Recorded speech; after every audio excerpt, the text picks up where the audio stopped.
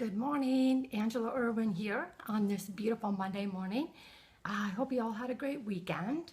A word that's been popping up for me the last few days is compassion. And compassion is one of those things that we get to choose. We get to choose every day and every interaction that we have if we're going to be compassionate. And I think in its simplest form, that really just means putting yourself in someone else's shoes, considering it from their point of view, and not being quick to judge, and just really treat other people like we would want to be treated in that situation or in that action. I have lived in a lot of places in the US, and I lived for almost a year in Sydney, Australia. The office that I was working in was really just a melting pot of so many people from countless different countries.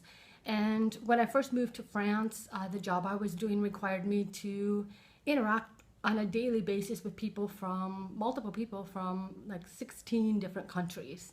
And so what I have learned in that is that we are all so much more alike than we are different. We really, really are.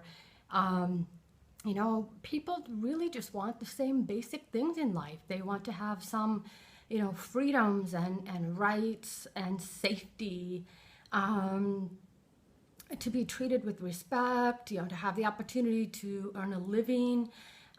We all value our families and friends, our cultures, traditions that we have, and the ability to practice whatever religion that we believe in. So it really does come down to the thing I've learned is we are all just so much more alike than we are different. And I think the world would be a lot better place if we came from that perspective, instead of a place of fear and divisiveness. So life will certainly be more joyful when you come from this type of a place. I mean, we have the ability to make this decision, like I said, every time we have an interaction.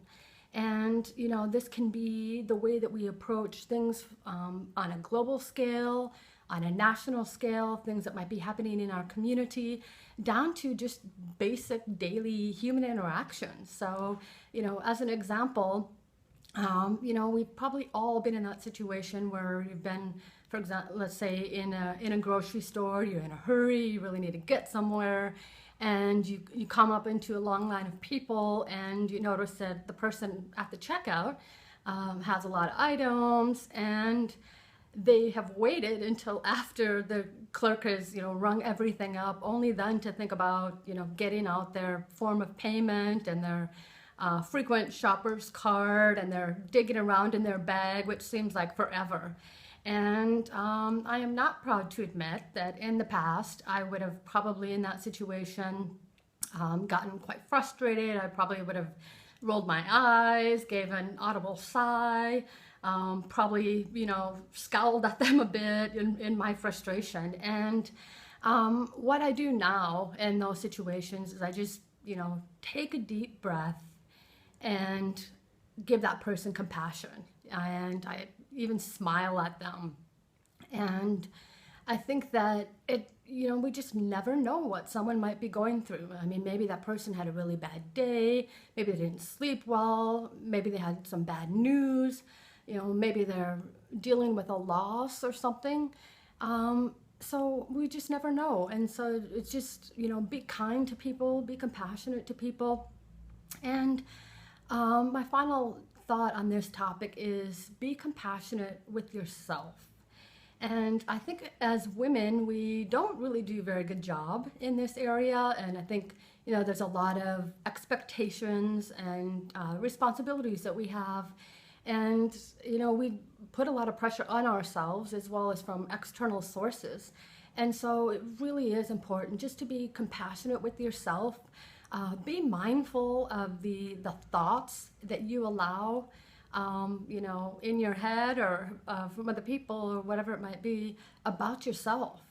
And so basically just, cut yourself some slack, especially if you're going through a change or a transition or something like that. So with that, I wish you all a fantastic day. Bye-bye.